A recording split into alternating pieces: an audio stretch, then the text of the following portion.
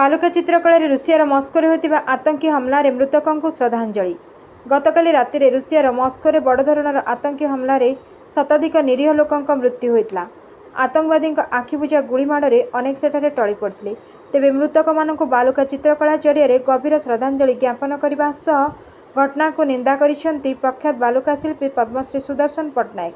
सुदर्शन द्वारा प्रस्तुत यह बालुका कला प्राय 4 टन बाली उपयोग होता बेले यह संपूर्ण करने को प्राय 5 घंटा समय लगिता।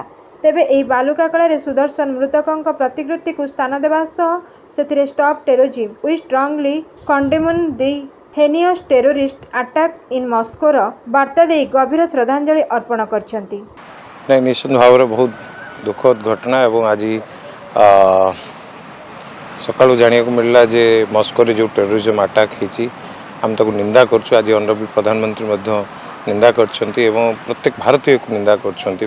सारा विश्व रे टेररिज्म रो कोनोसी प्रकार स्थान नहीं। तेणुकर आम बालुका चित्रकला माध्यम रे आम हमर कॉन्डोलेंस श्रद्धांजलि ज्ञापन करछु एवं स्टॉप टेररिज्म बोली मेसेज देछु। हाँ, भारतीय हॉकी टीम मध्य आसथिले सेमान मध्य तांकर बालुका चित्रकला देखिंट और से श्रद्धांजलि